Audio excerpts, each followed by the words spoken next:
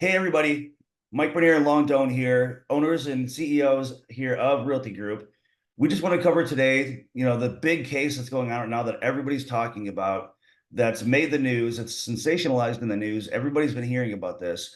It's the lawsuit settlement between NAR and the plaintiffs on the commission, on the buyer's agent commission issue. And again, this is huge news. The entire industry is being rocked with this, and there's so much misinformation. So we wanted to come on here and talk about, clear up some of that misinformation, and B, we wanted to kind of give some history on where this came from and also the pathway forward, like how things are how they look like they're going to work out going forward. So that's what we're here to do. So you guys will have kind of a clear understanding as our, customers and clients and just the community of real estate practitioners and individuals. We want to be able to offer that to you guys so you have some sort of clarity on this issue. Yeah, you're right, Mike. I mean, even the president in his speech has shared some information that we thought was misinformed. So I'm sure he was misinformed by his staff before he went live to speak about it, right? But let's dive right in. I mean, the biggest misinformation we hear out there is buyer's agency will go away. First of all, for those who don't know what buyer agency is, Mike, can you touch on that quick before you answer the question? Yes, the history of buyer's agency, it's there for a reason, and it has been there for a reason. Many, many years ago, I think it was back in the early 90s, buyer's agency became a reality because up until that point, everybody represented the seller. Even if you had your own agent that was writing offers, showing houses to you, writing offers for you, by default, they were representing that seller. So there's a lot of, people that felt like they didn't get true representation. They didn't feel like they got the fair end of the deal. So buyer's agency became a thing. However, what happened in that, being able to pay for a buyer's agent became an issue. Not everybody was able to pay for a buyer's agent, right? So what happened is it became more customary. It wasn't a thing of law, like you didn't have to do this, but it became customary that you had to pay a buyer's agent, or the listing agent had to pay the buyer's agent from their commission. They would take a commission. It could be 5%, 6%, 7%, and they would split that some way with the buyer's agent. That's what this entire lawsuit has been about, is about decoupling that commission and making sure that sellers understand they don't have to pay that. So buyer's agency, as it sits, is not going away. The reason for buyer's agency is not going away. How buyer's agents are compensated is going to change slightly. That's really at the heart of the issue, what's going to change. Well, Mike, and that's another, which leads to another misinformation that you already started on, is sellers cannot compensate a buyer agent. Right. Now, this is sort of the big piece of information that sellers will no longer be able to compensate a buyer's agent. What's really changing with this is there'll be, come July, there'll no longer sellers will no longer have the ability to offer compensation through the MLS. Up until this point, the MLS has been sort of the medium how we know what a buyer's agent is going to be compensated. Like that's sort of the platform that as a buyer's agent what the compensation is going to be for showing or selling that house. That goes away come July. The MLSs across the country are not going to be allowed to advertise buyer's agency compensation. However, sellers will be able to determine, for those that want to compensate a buyer's agent, for those that understand the value of compensating a buyer's agent, will still be able to offer that compensation. They just will not be able to do so through the MLS. So there'll be some other interesting methods that, how they'll advertise that compensation. Some of those methods are still going to be developed. But for those that do want to compensate a buyer's agent, for those that understand, hey, there'll be more buyers to buy my house that will have interest in my house. I don't want to exclude people that would like to buy the house, so I'll pay the compensation. Because I mean, if I pay 2 or 3% towards a buyer's agent, but I get 5 to 6 to 7% more for the house as a seller, that makes sense for me, right? So we'll still have that ability. Well, Mike, you just also brought up something very important as well, is the value of a realtor. And another misinformation out there is realtors are overpaid at 6%. And you're right. And that is one of the big pieces of misinformation, because everybody's running around now saying, isn't this great? Look at this. Real estate agents are now taking a big slash in their commission. They've been overpaid. Well, not really. We don't know what is going to happen with the commission. In some cases, I think that some agents are going to make more per transaction. In some cases, they'll make less per transaction. there's not going to be a set, like I think at the heart of this, there's not going to be some set standard.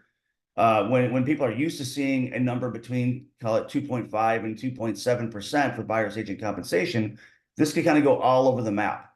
The way I see it too is it could be where, a buyer's agent that shows one house, and sells that house to that buyer, puts very minimal work or effort into it, might make less for that buyer.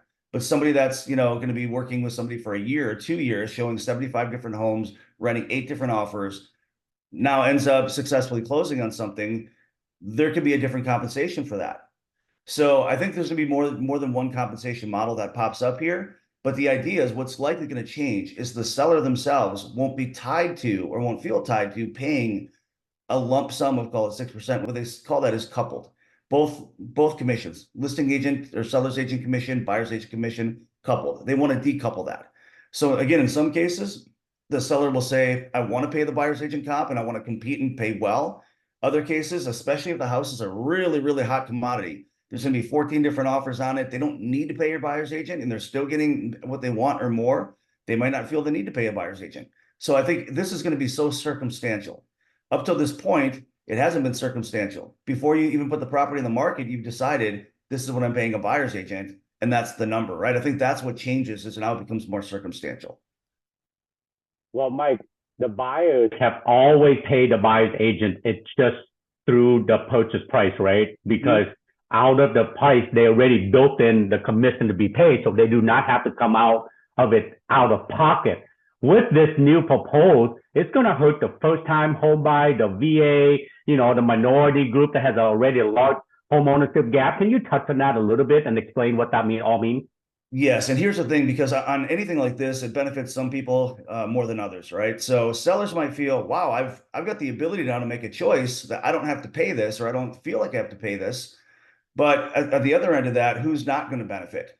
Those that were struggling to be able to afford to buy a home in the first place, underserved communities, underprivileged communities, people of limited means and resources, first-time home buyers, in some case, elderly, a lot of people that are kind of vulnerable, people that have already struggled are going to struggle even more.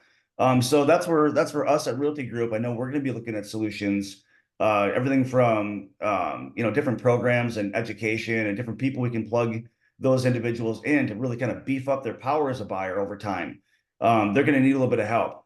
But like I said, in any of these circumstances, one person benefits more than the other, right? But I do think it also puts some power into more affluent buyers, right? Because now there's probably going to be less competition, and the more affluent buyers probably going to benefit more. So like I said, some people will benefit more, some are going to benefit less.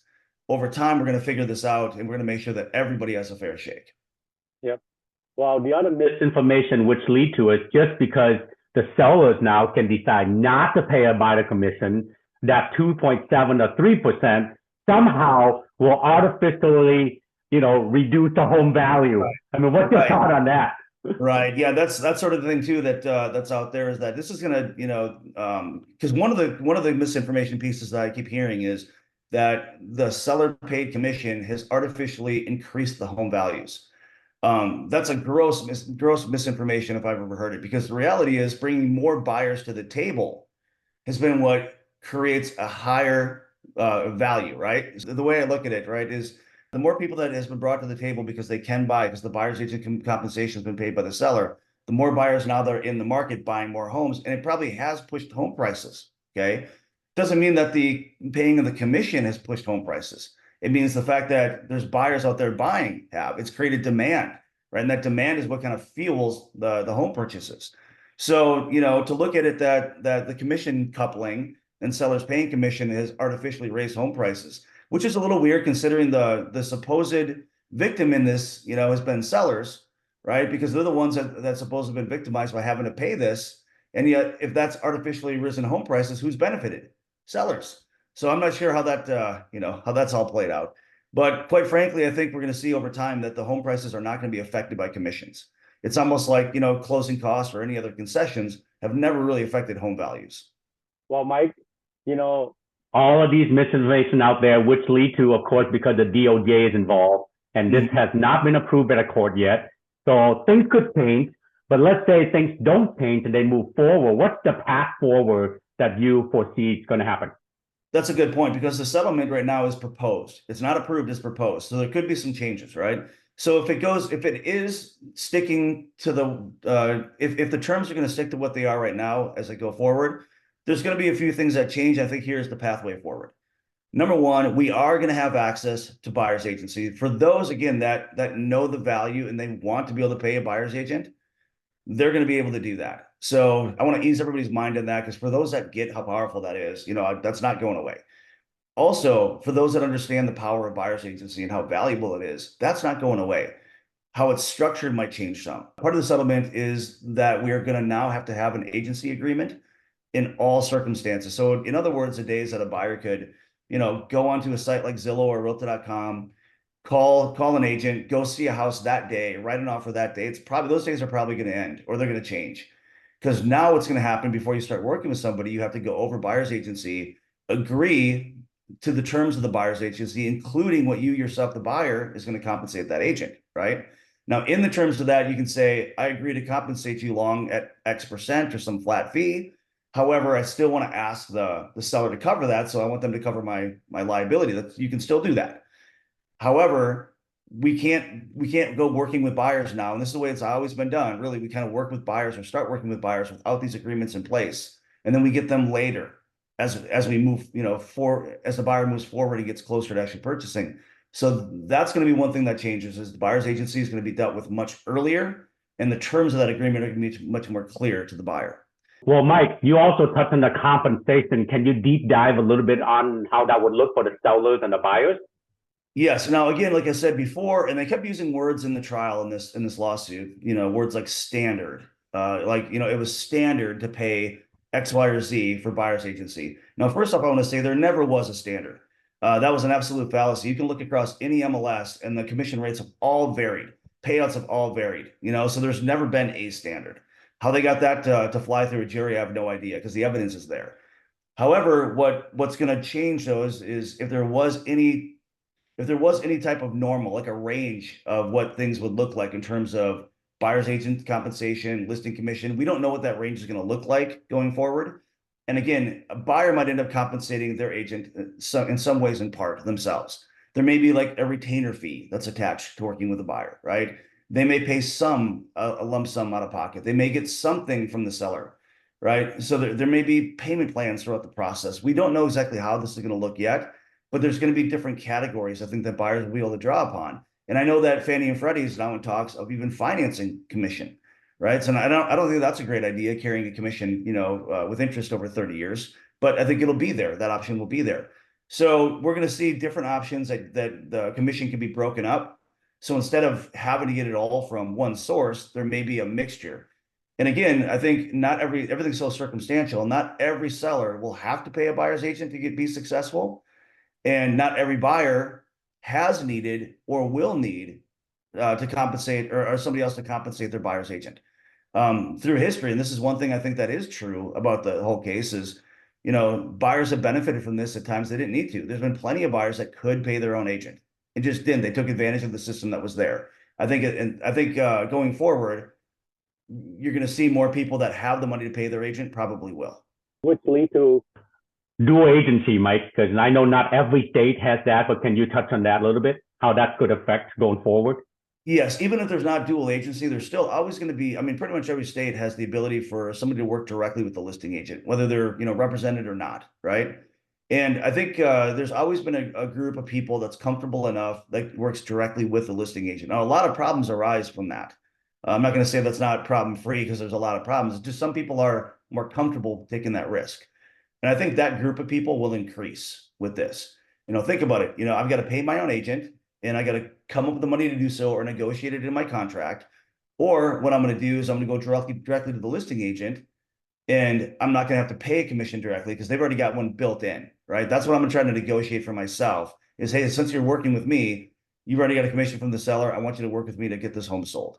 I think that's going to increase. I don't know what percentage. It could be a 2, 3, 5, 10% increase in amount of people that do that. We don't know yet, but I do know there's no doubt in my mind that that's going to increase. Well, Mike, buying a home is one of the largest financial transactions, if not the most complicated and complex. So Why would you not want to have someone represent you if you go directly to the listing agent? Will you touch on that? Yeah, and the thing is it all comes down to money. We talked about some of the people that are less privileged in this situation, right? The ones that are less advantaged. I think with them, they're going to have choices. Do I not have any representation at all, or do I not buy?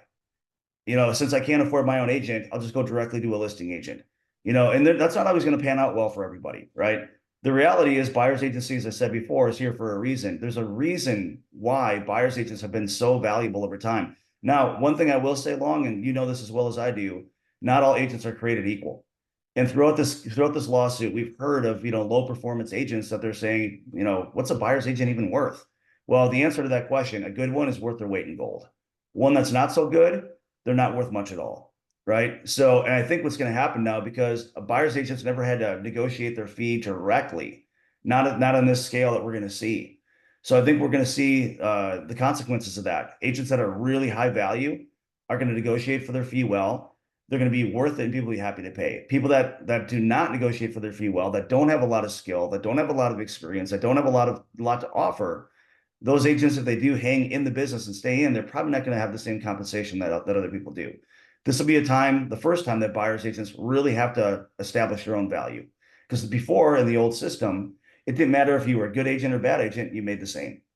In the old system, it didn't matter if you showed one house or 75 homes, you made the same. Like I said, I think this all becomes much more circumstantial. Well, Mike, I know we share with our 750 plus agents that this is still not approved yet. It's proposed, and everyone needs to stay calm and stay informed. And we also believe, you already said a couple of times, that this is actually going to be a good thing for those who are going to be serious about the real estate industry and stay in it and serve the community that they live in. So thank you for going all over this, and any departing last words you want to share with everybody? Yes, for all of our real estate agents here at Realty Group, for all of our real estate clients and past clients and future clients here at Realty Group. As you know, in Realty Group, we're involved in many of the transactions here in Minnesota, one of the largest brokerages in Minnesota. That being said, we want to make sure that you guys don't have a lot of anxiety over this. We're on it. We're going to follow this every step of the way, and we're going to develop and innovate wherever we need to. So you guys have the tools necessary and the ability to go and buy and sell the houses you want to, and have all the access to the things you're going to need to. And that's where Long and I are going to focus our energies on for you guys, for our agents and for our customers. Yeah, so if you're not sure, reach out to one of our real estate professionals here at Realty Group, and they will be educated and will explain to you and lead you through this complicated and hard times. At the end of the day, the American dream is still alive. So you got it. All right, ladies and gentlemen, thank you very much.